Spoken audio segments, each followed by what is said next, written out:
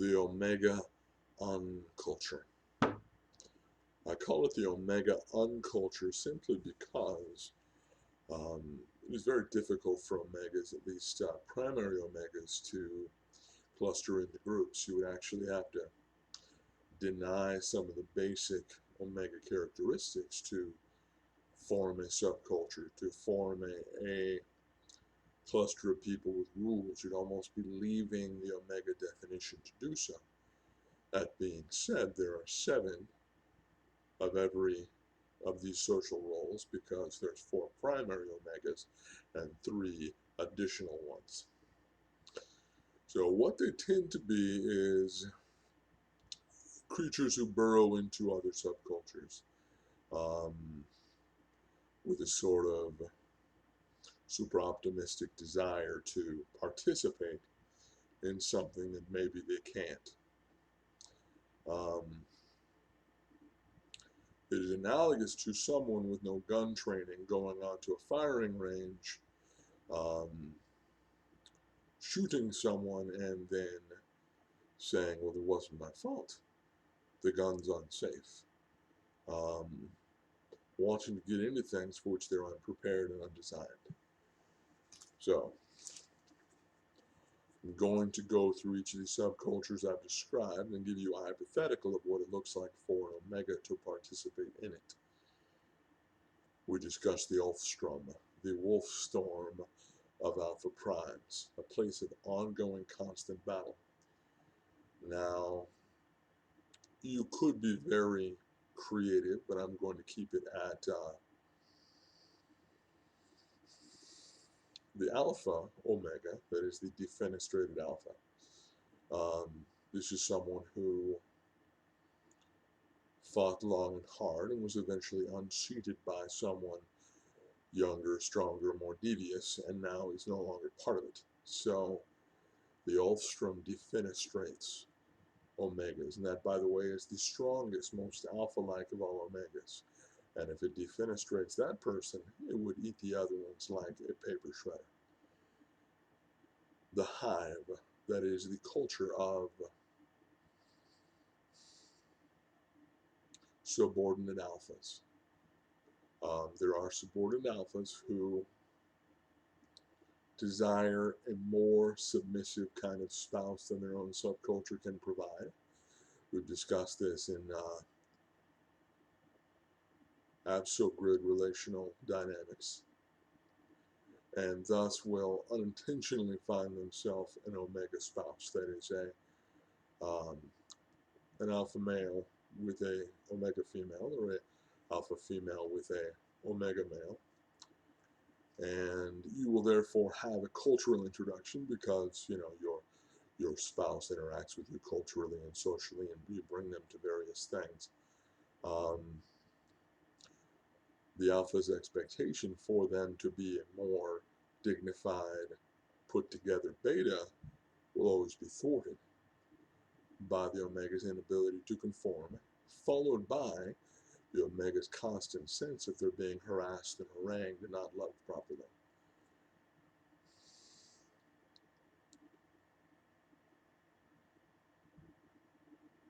Very similar thing in Challenger beta culture, same basic idea. Now, the table, as I have described, the collectivist beta may be the individual most likely to marry a Omega for the sense that everyone's equal and perhaps a feeling of charity, a feeling of, you know, it makes me a good person, a better person than other people because I'm willing to have this person with me.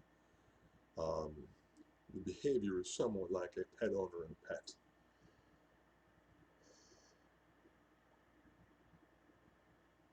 When a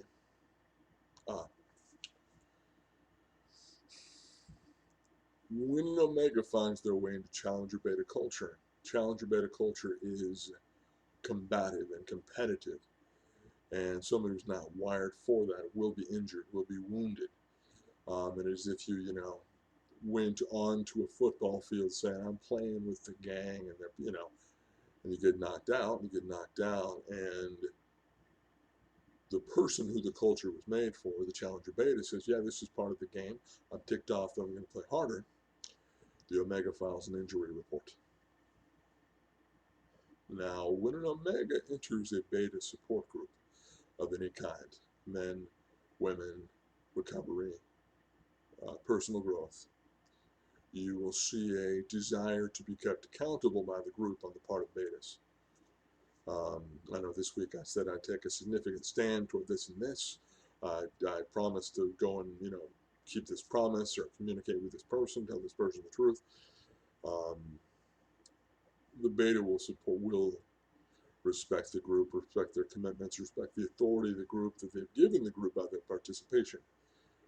The omega in that environment, you will see, uses a huge amount of time, lots of personal complaint, lots of victim talk.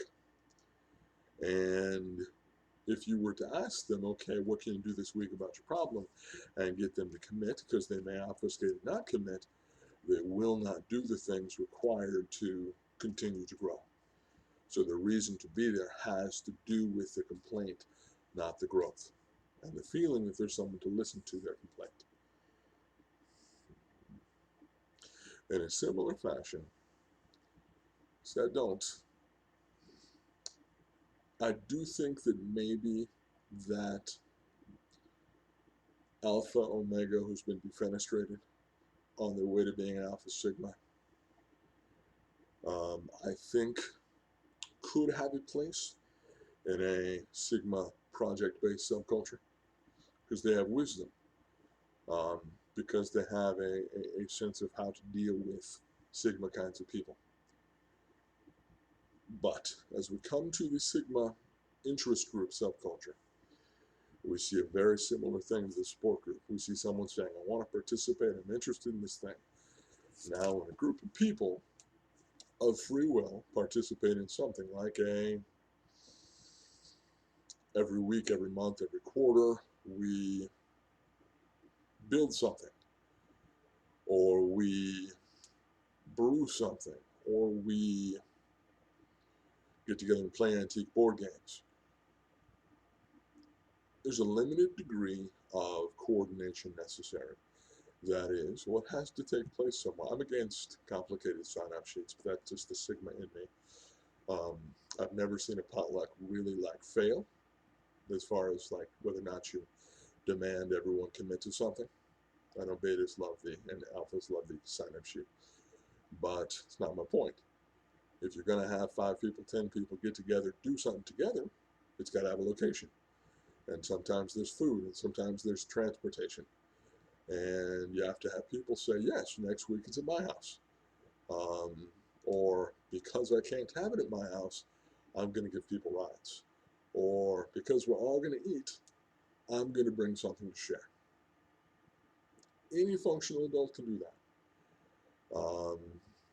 The omega is frequently the one who says, yes, my house is fine. Yes, my transportation is fine. Yes, I will bring a pizza. I will bring a 2-liter of soda, and they show up without it, or they call you 5 minutes before and say they can't. Because they're not really seeing themselves as needing to carry their own weight in a group environment. They see themselves as infants and victims who will be looked out for, cared for, whether they're full adult participants. And I think sigmas are very, very easy to deal with in an interest group environment. Very easy to coordinate with, hey, it's Thursday at 5, would you bring this X, Y, or Z thing? And if it's something they're interested in, they'll come and they'll participate. It's not a complicated thing. But the omega will say all those yeses, and then it's a set of complicated, drawn out, this is why I can't, and you guys are being unfair to me by saying, I didn't pull my weight. So, that is the omega unculture. Have a fantastic day. You have some broccoli in your teeth.